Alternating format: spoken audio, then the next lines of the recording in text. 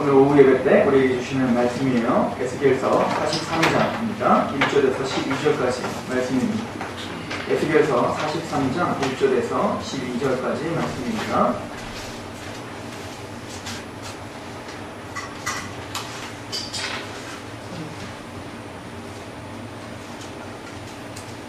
에스겔서 43장 1절에서 12절 제가 읽어드리도록 하겠습니다.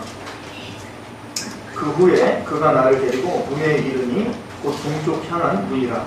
이스라엘 하나님의 영광이 동쪽에서부터 오는데 하나님의 음성이 많은 물소리 같고 땅은 그 영광으로 말미암아 빛나니 그 모양이 내가 본 환상 곧 전에 성읍을 멸하러 올라올 때에 보던 환상과 같고 그발 강가에서 보던 환상과도 같기로 내가 곧 얼굴을 땅을 대고 엎드렸더니 여호와의 영광이 동문을 통하여 성전으로 들어가고 영이 나를 들어 데리고 안뜰에 들어가시기로 내가 보니 여호와의 영광이 성전에 가득하더라. 성전에서 내가 하는 말을 내가 듣고 있을 때에 어떤 사람이 내 곁에 서 있더라. 그가 내게 이르시되 인자야, 이는 내 보좌의 초소, 내 발을 두는 초소, 내가 이스라엘 족속 가운데 영원히 있을 곳이라. 이스라엘 족속 곧 그들과 그들의 왕들이 음행하며 그 죽은 왕들의 시체로 다니는 내 거룩한 이름을 더럽히지 아니하리라. 그들이 그 문지방을 내 문지방 곁에 두며 그 문설주를 내 문설주 곁에 두어서 그들과 그 사이에 겨우 한 담이 막히게 하였고 또 그 행하는 가증한 일로 내가 거룩한 이름을 내 거룩한 이름을 더럽혔으므로 내가 노하여 멸망시켰거니와 이제는 그들이 그 음란과 그 왕들의 시체를 내게서 멀리 제거하여 버려야 할 것이라. 그리하면 내가 그들 가운데 영원히 살리라. 인자야, 너는 이 성전을 이스라엘 족속에게 보여서 그들이 자기의 죄악을 부끄러워하고 그 형상을 측량하게 하라. 만일 그들이 자기들이 행한 모든 일을 부끄러워하거든 너는 이 성전의 제도와 구조와 그 출입하는 곳과 그 모든 형상을 보이며 또 그 모든 규례와 그 모든 법도와 그 모든 율례를 알게 하고 그 목전에 그것을 써서 그들로 그 모든 법도와 그 모든 규례를 지켜 행하게 하라. 성전의 법은 이러하니라. 산 꼭대기 지점의 주인은 지극히 거룩하리라. 성전의 법은 이러하니라.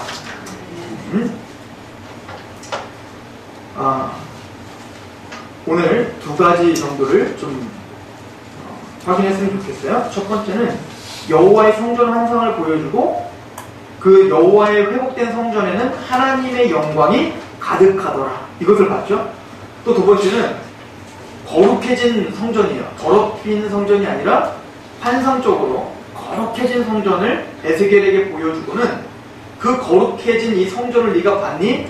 그러면 그 본 것을 가지고 이스라엘에게 전하라. 그러면 이스라엘 백성들은 그 잣대로다가 무엇을 보게 되는 거예요? 자신의 더러움을 보게 될 것이다 라고 하는 거죠. 자, 이스라엘 백성들을 하나님은 저주하고 치시고 징계하실 수밖에 없고 심판하실 수밖에 없음을 에스겔을 통해서 우리는 배웠어요. 그렇죠? 이건 여러분들이 비단 에스겔을 뿐만 아니라 이사야서, 에레미야서, 에스겔, 하박국, 학개, 호세아 모든 선지서가 다 똑같아요. 그래서 에스겔서 1장에 보면 이 에스겔이 그발 강가에 있는데 하나님의 환상을 보죠. 그때는 하나님의 영광이 막 바퀴가 달리고 그래서 막 운동력 있는 하나님의 어떤 형상을 봤는데 그 영광이 떠나더라는 거예요. 어디서 떠나냐면 바로 이스라엘 성전에서 떠나더라는 거예요. 그러므로 보여지는 성전과 어떤 종교적 행위 이것이 하나님의 영광을 잡아둘 수 없음을 보여주고 있는 거예요. 이스라엘 백성들이 아무리 제물을 많이 드리고 이 성전을 깨끗하게 청소를 하고 하나님 앞에 율법을 읽고 낭송하고 별짓을 다 할지라도 그 하나님의 영광은 그것으로 잡히는 것이 아니라는 거죠. 그래서 우리가 이 배경을 알기 위해서 우리 이사야서를 좀 보면 좋은데 이사야서 1장을 보면서 이스라엘 백성들에게 하나님이 왜 영광이 그 성전에서 떠날 수밖에 없었는가를 좀 확인해보고 갈게요. 이사야서 1장 2절부터 제가 한번 읽어볼 텐데 그 당시에 상황이 무엇인지 한번 잘 참고해 보십시오. 하늘이여 들으라, 땅이여 귀를 기울이라. 여호와께서 말씀하시기를 내가 자식을 양육하였거늘 그들이 나를 거역하였도다. 소는 그 임자를 알고 나귀는 그 주인을 부유를 알건만은 이스라엘은 알지 못하고 나의 백성은 깨닫지 못하는도다 하셨도다. 슬프다. 범죄한 나라요 허물진 백성이요 행악의 종자요 행위가 부패한 자식이로다. 그들이 여호와를 버리며 이스라엘의 거룩하신 이를 만홀히 여겨 멀리하고 물러갔도다. 자, 이 만홀히 여긴다는 말은 하나님을 무시하고 하나님의 이름을 더럽혔다는 얘기잖아요. 그러면 어떨 때 이스라엘 백성들이 하나님의 이름을 더럽힌 것이냐면, 예를 들어서 여러분들이 한번 이렇게 생각해보세요. 자녀가 나는 엄마를 존경합니다, 엄마를 너무너무 사랑합니다 라고 하지만 말을 한마디도 안 들어요. 자기 멋대로 살아요. 그럼 여러분들의 마음에 얘가 나를 진짜 존경하는구나 라고 생각할까요? 아니면 나를 바보로 여기는구만 이렇게 생각할까요? 예를 들어서 한 나라의 왕이 있는데 한 신하가 와서 난 당신을 진짜 존경합니다, 당신은 나의 왕이십니다 라고 하는데, 여봐라 걔 좀 불러오너라 하는데 내가 오길 왜 가? 그리고 오지도 않고 말도 않고 지 멋대로 살아요. 이것은 좀 왕을 존경하는 겁니까? 아니면 왕을 존경한다는 말 자체가 그 왕을 좀 욕되게 하는 것입니까? 이 이스라엘 백성들이 그랬다는 거예요. 말로는 여호와를 찬양한다고 하고 하나님을 나의 왕으로 모신다고 하면서 그런 찬양들을 시편을 통해서 주저리 떠들고 있는데, 그의 삶에서는 어때요? 하나님을 왕됨으로 모시지도 않고 또 제사는 드리고 있고 올라가는 예배는 드리고 있으나 하나님의 음성에는 전혀 기울이지 않고 내 멋대로 내 욕심대로 살아가면서 나는 하나님을 여전히 사랑합니다라고 하는, 그것이 뭡니까? 하나님의 이름을 만홀히 여기고 하나님의 이름을 욕되게 하는 것이다 라고 지적하고 있는 거예요. 하나님은 그들의 예배를 받아들일 수가 없었다라고 하죠. 그래서 그 성전에서 떠날 수밖에 없으셨던 거예요. 왜? 그 성전에 이제 뭐가 가득하기 때문에? 죄악이 가득하기 때문에 죄가 있는 곳에 하나님이 임재하실 수 없었던 겁니다. 아담과 하와가 에덴 동산에서 쫓겨났어요. 쫓겨났던 이유는 딱 하나죠. 선악과를 따먹어서랍니다. 선악과를 따먹었다는 건 뭡니까? 그 에덴 동산의 주인이 하나님이 아니라 누구라는 거예요? 납니다, 나. 내가 하나님이죠. 내가 주인이죠. 당신 말씀대로 내가 사는 것 지혜롭지 못한 것 같아요. 하나님 뜻대로 살아가는 것 지혜롭지 못한 것 같아요. 그럴 때 뭡니까? 하나님은 에덴 동산에서 쫓아내실 수밖에 없는 거예요. 그 에덴 동산은 어찌 보면 아담과 하와에게는 성소였어요. 성전이었단 말입니다. 하나님과 관계를 유지하고 하나님의 음성을 들을 수 있는 성전이었는데 그곳에서 쫓겨난 거예요. 뭐 때문에? 자기의 교만과 하나님의 왕됨을 인정하지 않기 때문에. 그래서 믿지 않는 사람의 첫 번째 특징이 뭡니까? 하나님을 인정하지 않는 거예요. 응애하면서 태어나면서 뭡니까? 나를 위해서 살고 나를 위해서 먹고 나를 위해서 일하고자 작정하고 태어나는 게 우리 인간이란 말입니다. 태어나면서 할렐루야 하나님을 찬양합니다 라고 찬양하면서 태어나는 사람 한 명도 없다는 거죠. 그게 뭡니까? 바로 하나님이 그들 안에, 그 성소 안에 있을 수 없는 이유가 거기입니다. 하나님의 보좌를 자기가 앉아있는 것, 그것을 어떻게 증명합니까? 선택을 내 멋대로 하고 있는 것. 이게 뭐예요? 내가 왕입니다 라고 하고 있는 아주 그 증거가 되는 겁니다. 이것을 1장 5절을 보시면, 너희가 어찌하여 매를 더 맞으려고 태역을 거듭하느냐? 온 머리는 병들었고 온 마음은 피곤하였으며 발바닥에서 머리까지 성한 것이 없이 상한 것과 터진 것과 새로 맞은 흔적뿐이거늘 그것을 짜며 싸매며 기름으로 부드럽게 함을 받지 못하였도다. 너희의 땅은 황폐하였고 너희의 성읍들은 불에 탔고 너희의 토지는 너희 목전에서 이방인에게 삼켜졌으며 이방인에게 파괴가 되니 팬과 같이 황폐하였다. 그래서 육적으로는 그럴듯한 성전을 짓고 있어요. 솔로몬 성전이 있었거든요. 그런데 영적으로 볼 때 뭐예요? 머리끝부터 발끝까지 상처투성인 거예요. 죄악으로 완전히 부패해 있는 거예요. 그런데도 그 이스라엘 백성들은 그 사실을 몰라요. 여호와의 영광이 이미 떠났는데 하나님의 영광이 자신에게 떠난 줄을 몰라요. 이게 뭐죠? 영적 무지함에 빠져버린 거예요. 그랬던 이스라엘에게 하나님은 다시 어떻게 한다는 겁니까? 그 영광을 그 성전에 다시 채워주겠다라고 약속하고 있는 거죠. 자, 그렇다면 이 성전의 회복은 우리를 가리키고 있는 거예요. 그죠? 에스겔이 본 환상은 저와 여러분들을 가리킨 거예요. 교회를 상징하고 있는 거거든요. 그래서 베드로전서에도 보면 그 선지자들이 부지런히 연구했던 것은 환상을 보고 하나님 앞에 참 감사를 돌리고 했지만 그것은 자기 때 일어날 일이 아니라 누구 때 일어날 일을 본 거라고요? 바로 너희들을 위한 것이다 라고 베드로 사도는 이야기한 거예요. 그러므로 이 환상은 지금 누구를 위한 거예요? 바로 저와 여러분들이에요. 즉 이것은 결론적으로 지금까지 우리가 에스겔서를 연구해본 바 예수 그리스도를 믿어 한 왕이 자리를 잡고 거듭나고 구원받은 여러분들, 교회, 저와 여러분들 가운데 하나님의 영광이 다시 임했다는 거예요. 언제? 구원받았을 때. 왜냐면 우리 안에 있는 죄가 예수님의 십자가로 어떻게 했어요? 다 씻음을 받았거든요. 그럴 때 우리는 이 에스겔이 환상을 보여줘서 이 거룩한 성전을 보여주고 자기 자신을 어떻게 하라는 거예요? 한번 확인해 보라는 거예요. 내가 그 성전과 맞나 안 맞나. 근데 한번 생각해 보세요. 이사야는 선지자였는데 우리보다는 좀 더 거룩했을 거 아니에요. 하나님처럼은 아니지만 적어도 우리보다는 훨씬 잘났을 거예요. 더 자격이 됐을 거란 말입니다. 그럼 이사야가 그 하나님의 성전에 하나님의 거룩한 옷자락이 가득한 것을 봤어요. 그건 뭐죠? 하나님의 영광이 가득한 성전을 봤단 말이에요. 그때 이사야가 취했던 행동은 뭐죠? 나는 화로다, 나는 죽게 되었습니다 라고 하나님 앞에 납작 엎드린단 말이에요. 왜죠? 그 거룩한 하나님 앞에 서니 자기는 뭐예요? 그 성전 앞에 자기가 서니까 자기의 죄됨이 너무 확연하게 보이는 거예요. 여러분들이 연탄 배달을 하다가 연탄을 막 배달하다가 연탄 그 공장에 가서 그걸 막 밟고 있다가 병원을 갔어요. 병원 다 하얀 가운을 입고 하얀 바닥에 거기에 내가 그대로 한번 들어갔다고 생각해보세요. 그럼 우리는 확연하게 티가 날 거 아니에요. 그 민망할 거 아니에요. 한순간 거기 서 있기가 좀 민망할 거 아닙니까? 너무 하얀데 나만 까마면. 그런 것처럼 진짜 여호와의 성전을 바라보면 우리는 뭡니까? 나는 죽게 되었습니다 라고 할 수밖에 없는 그런 죄인이란 말이에요. 그런데 너무 재밌는 건 이사야나 우리나 변한 건 없어요. 여전히 그 거룩한 성전을 보면 우리는 여전히 죄인이라 나는 죽었습니다 라고 납작 엎드려 될 사람이란 말이에요. 그런데 하나님이 오늘 에스겔에게 환상을 보여주기를 이제 한 다윗의 왕이 와서 교회가 세워지면 그 성전이 새롭게 회복될 때인데 거기에는 누가 임한다? 하나님의 영광이 다시 임하게 될 거야 라고 이야기를 하고 있고 그 하나님의 영광이 성전에 가득하다는 얘기는 뭐가 없다는 얘기예요? 죄가 없는 거룩한 상태가 된 성전일 거야 라고 예언하고 있는 거란 말이에요. 그렇다면 결론적으로 얘기를 해서 저와 여러분들에게는 누가 지금 임하고 있어요? 하나님의 영광이 임했어요. 이걸 믿어야 돼요. 이게 믿어지는 게 크리스찬이거든요.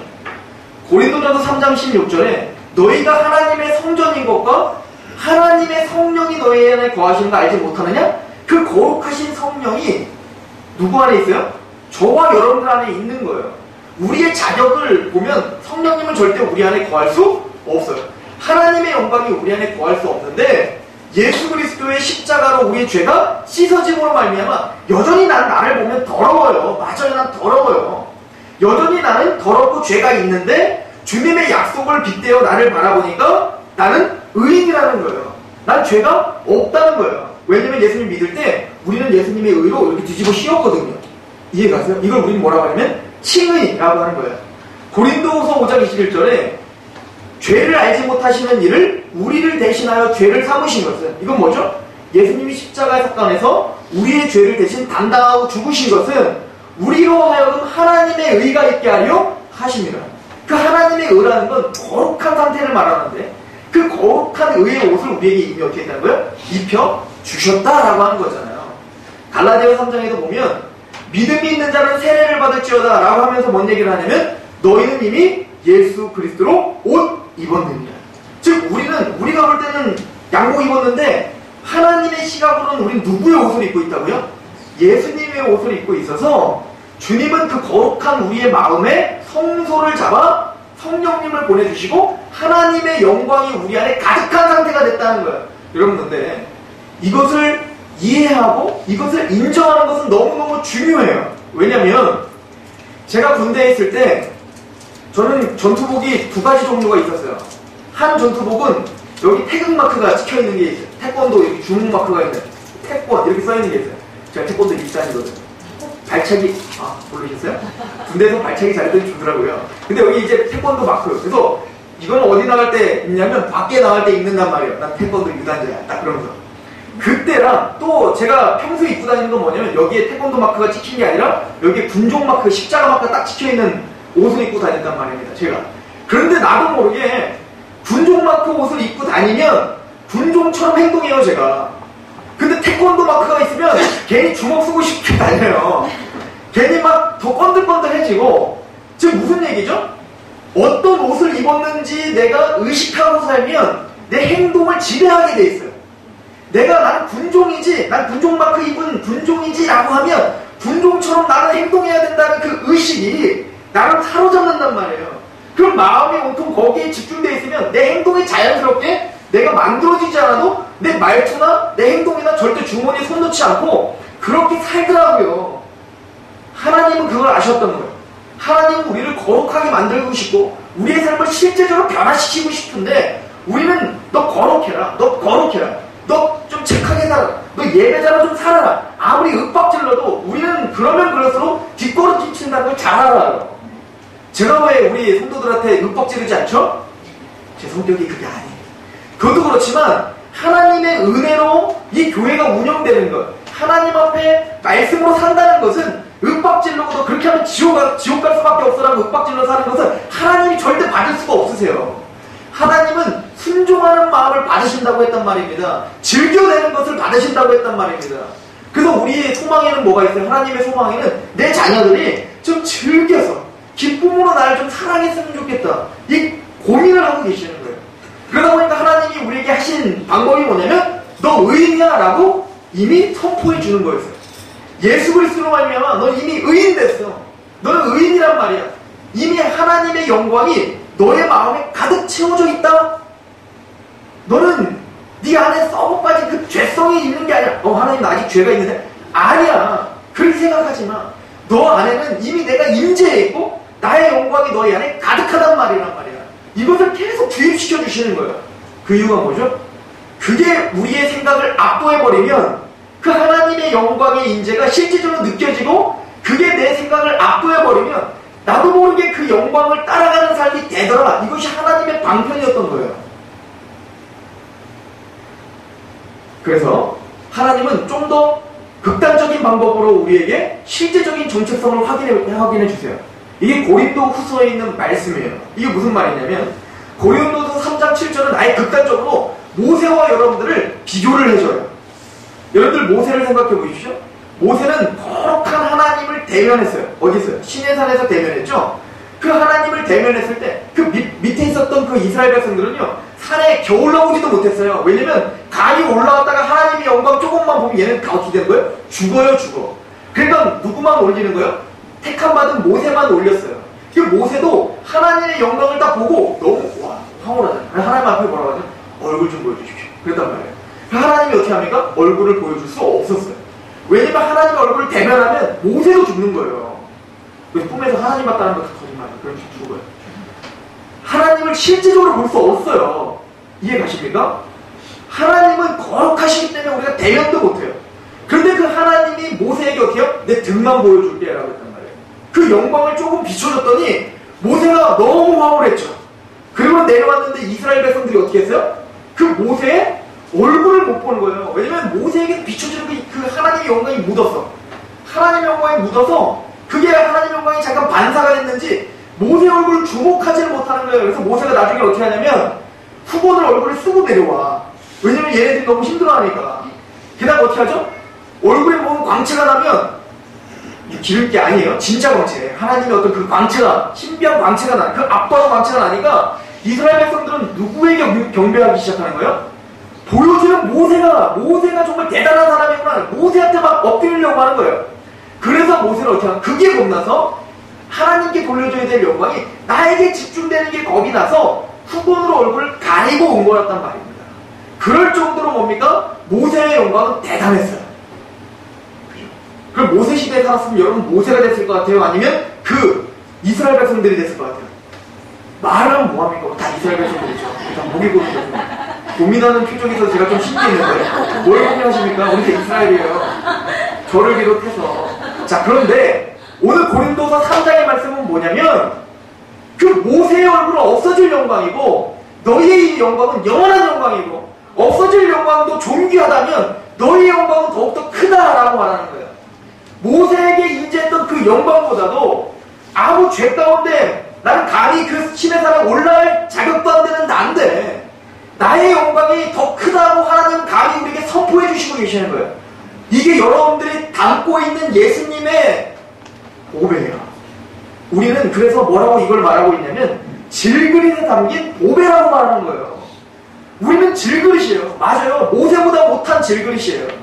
그런데 우리 안에 담겨진 그 복음이라는 것은 우리의 죄를 씻어줬다라고 하는 예수님의 십자가의 사건은 감히 그 모세가 따라할 수 없는, 아무리 모세가 율법을 다 지키고 뭐 홍해를 가르고 뭐 광야를 뭐 달려서 만나 메추를 다 먹고 뭐 하나님의 무슨 엄청난 일을 했다 할지라도 그게 뭐 하늘에 뭐 몇천 번 갔다고 할지라도 예수님의 십자가 사건 죽었다 이 사건을 믿는 여러분들의 영광에 비하면 아무것도 아니라고 성경은 말하는 거예요. 이것을 누가 또 부러워하고 있냐면 지금 에스겔도 그걸 부러워하고 있는 거예요.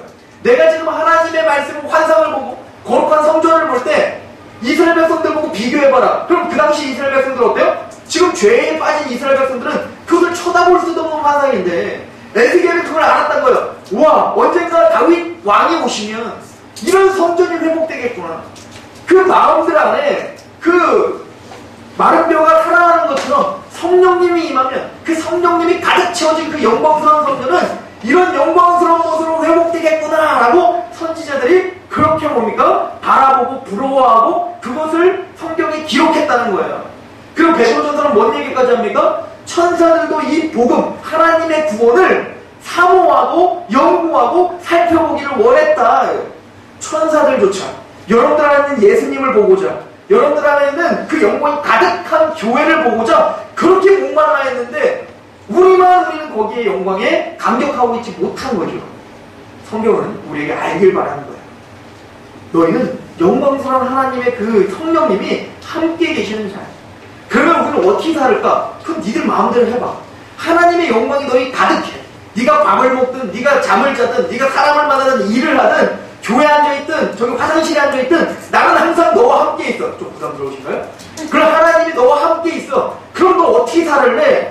하나님은 구체적으로 너 이렇게 살아라 저렇게 살아라 말하기보다 그것을 알려주고 싶은 거예요. 네가 어떤 존재인지.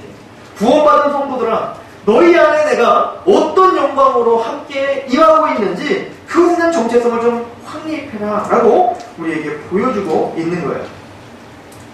그리고는 이걸 뭐라고 하냐면 성전의 법이라 라고 말하고 있어요. 우리 에스겔서 43장 우리 12절을 한번 읽어보시겠어요? 43장 12절 시작.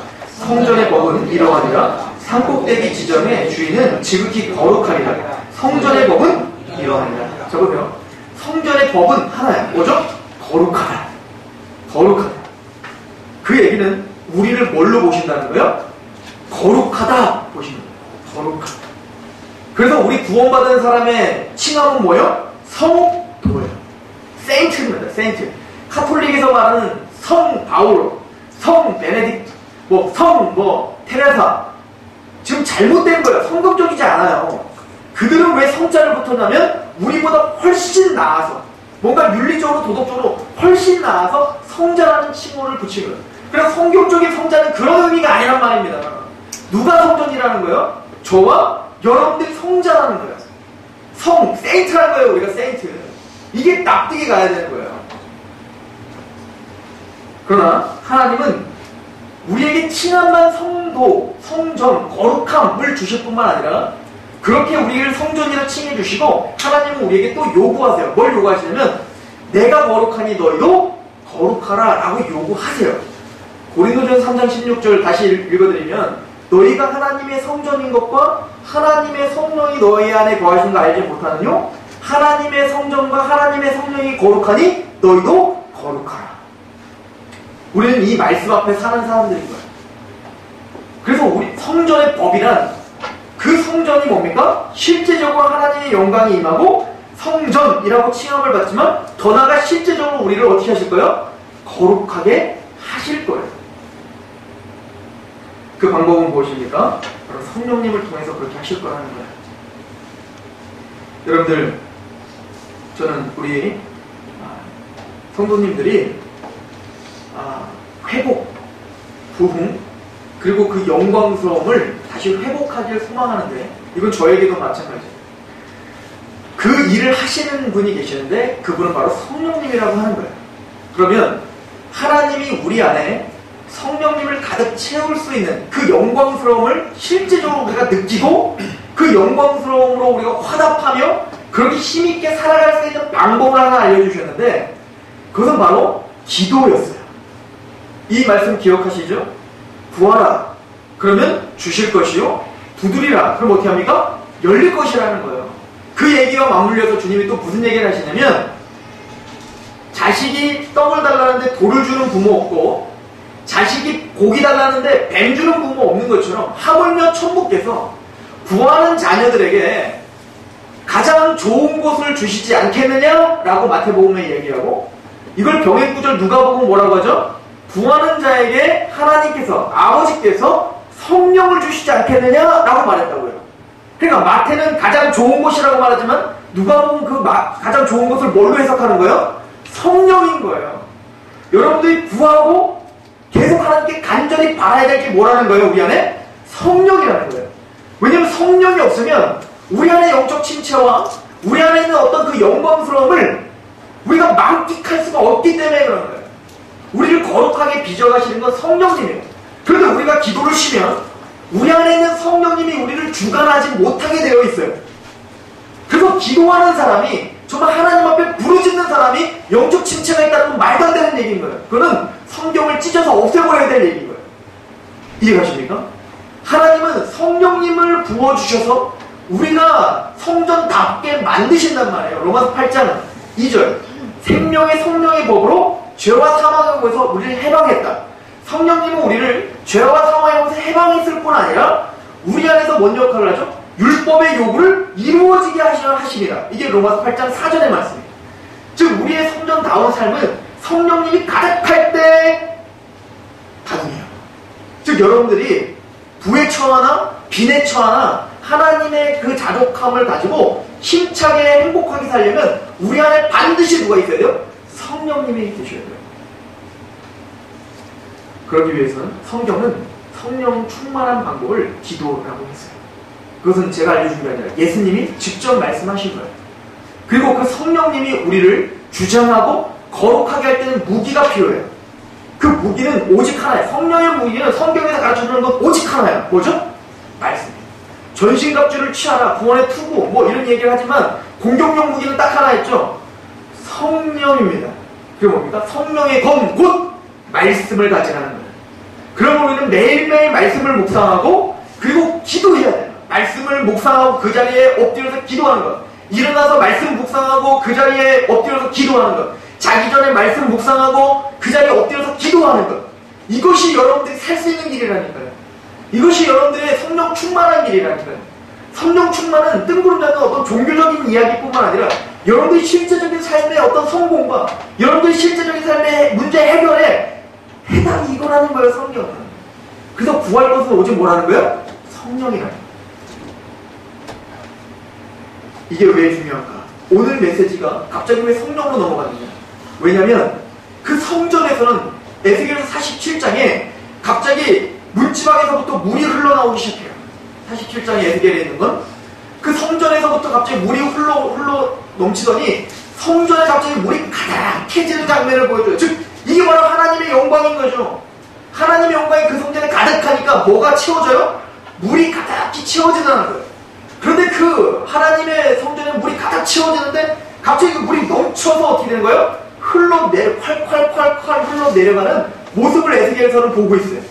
그런데 봤더니 걸어가니까 몇 발자국 왔더니 그게 맨 처음에는 발목이에요. 그리고 뭡니까? 무릎이에요. 그 다음 허리예요. 그 다음 뭡니까? 능히 건널 수 없는 물이 그 큰 강을 이루어서 콸콸콸 흘러서 예루살렘에서 흐르는 물이 동쪽으로 흘러가는 거예요. 예루살렘 동쪽에는 어떤 바다가 있냐면 사해가 있어요. 사해. 누우면 그냥 뜨는 바다. 소금에서 살아. 그게 생물이 살 수 없는 죽어있는 바다예요. 근데 그 물이 그쪽으로 흘러 넘치니까 그 사해의 놀라운 변화의 역사가 보여져요. 요즘 제 얘기하는 게 에스겔 47장 나중에 읽어보세요. 거기 보면 물고기가 살아요. 그리고 양 사이드에 나무가 막 일어나는데 그 나무의 잎은 한약이에요. 한약. 그건 뭐냐면 치유를 할 수 있는 잎이 살아나는 거예요. 이게 성전 회복됐을 때 일어나는 일이라는 거예요. 그런데 예수님께서 내가 성전이다라고 해서 우리 요한복음 우리 강의 하고 있잖아요. 예수님이 이 성전 무너뜨려. 진짜 성전은 뭐다? 나다! 라고 말씀하셨잖아요. 그래서 예수님 안에 누가 충만했어요? 성령님이 충만하셨잖아요. 성령님이 강림하셔서 성령님이 충만한 상태로 사셨단 말입니다. 그래서 예수님이 걸어가는 곳마다 어떻게 병자가 일어나고 치유 역사가 일어나고 삶의 의욕과 죄 때문에 죽어있던 사람들이 일어나는 역사가 일어났단 말이에요. 그리고 죽었던 나사로가 살아서 나오는 역사가 일어났어요. 그거를 통해서 뭘 보여주는 거예요?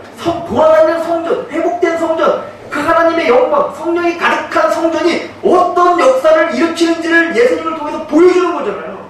그리고는 예수님은 뭐라고 하는 거예요? 그 예수님을 담고 있는 네가 성전이다. 이렇게 또 바톤을 누구에게 던져줬어요? 우리에게 바톤을 던져준 거예요. 그리고 그 제자들에게 뭐라고 했냐면 너희들 배 안에 나를 믿으면 너희 배에 생수의 강이 넘치리라 라고 말했단 말입니다. 그 얘기 뭐죠? 바로 이 예수계의 환상을 보여주는 거예요. 너희 성전 안에 성령으로 가득 차게 될 것이다. 가득 차면 너희의 배에서 생수의 강이 넘치게 돼. 즉 뭐죠? 예수님이 걸어다니는 곳마다 성령의 역사가 일어났던 것처럼 여러분들이 걸어다니는 곳마다 성령의 역사가 일어나는 것을 통해서 무엇을 보는 거예요? 이게 성전이구나. 하나님의 영광을 인정하는 곳에 성령님이 가득하고 하나님을 의지하는 곳에 성령님이 가득하고 그 성령이 가득한 인생이 얼마나 역동적으로 예수님 부자도 아니었고 예수님 권력 잡은 사람도 아니었는데 그 사람이 가난한 자가 복음을 듣게 되고 병든 자가 일어나고 치유 역사가 일어나는 것처럼 우리가 가는 곳마다 세상에 어떤 가치관이 다 흐트러져서 다 무너진 사람들이 하나님을 만나게 되고 그 복음이 들어가서 난 죽었습니다. 난 지옥 갑니다. 라고 했던 사람이 난 천국 백성이 됐습니다. 라고 하는 새 노래를 부르게 되는 역사가 우리를 통해서 끊임없이 나타나야 된다. 이것을 보여주는 거예요. 그리고 이걸 경험하는 자가 천국을 또 바랄 수 있어요. 왜죠? 이 에덴 동산에서 있었던 그림을 보십시오. 에덴 동산에 생명나무가 있고 그 생명나무를 중심으로 4가지 강이 흘러 넘쳤어요. 그럼 그 생명나무의 강을 통해서 어떻게 했습니까? 문명이라는 게 일어났단 말이에요. 그래서 우리 뭐 황하 문명, 뭐 메소포타미아 문명, 이거 다 뭐로부터 시작한 거예요? 강으로부터 시작했는데 사실은 그 원 줄기가 뭐였었냐면 에덴 동산으로부터 시작됐던 줄기였단 말입니다.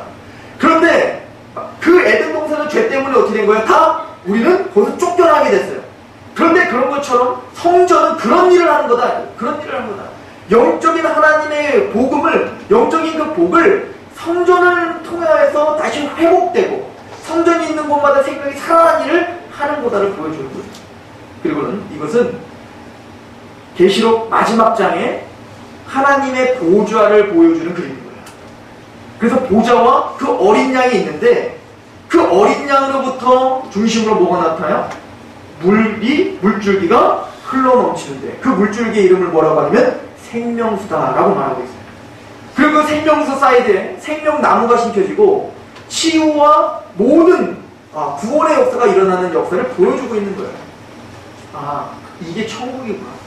예수님을 온전히 인정하는 그곳에 하나님의 영광이 가득한, 물이 바다도 불같이 하나님의 영광을 가득하게 하는 그런 천국, 이 새 예루살렘이 우리 마음에부터 시작되는 거구나.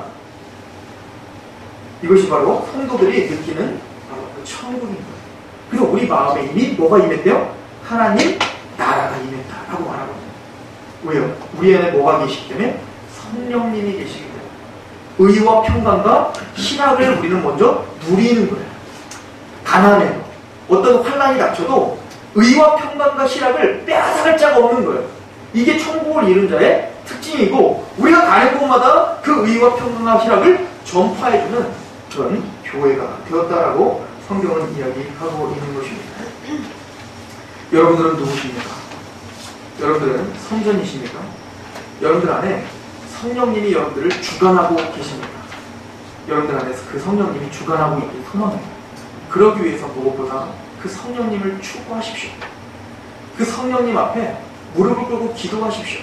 구하십시오. 그 하나님의 문을 두드리세요. 언제까지? 열릴 때까지 두드리는 거예요. 성령님이 나를 강하게 주관할 때까지 그 갈급함을 가지고 하나님 앞에 매달리셔야 돼요. 그런데 여러분들에게 천국이 보일 거다. 여러분들에게 생명력 있는 그 생명이 전파되는 역사가 여러분 통해서 보일 것입니다. 그럴 때 그 끝이 안 보이던 영적 침체는 해결이 되는 것입니다. 기도하겠습니다.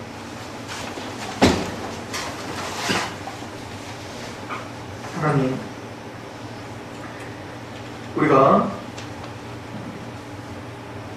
여러 가지 문제가 있고 또 내 마음에 갈급함보다는 하나님을 추구하고자 하는 마음보다는 여전히 세상적인 것이 또 우리의 여러 가지 산적해 있는 문제들이 더 크게 보이는 우리인데 성령님을 우리 안에서 강하게 역사해달라 그렇게 하나님께 구하지 못했습니다.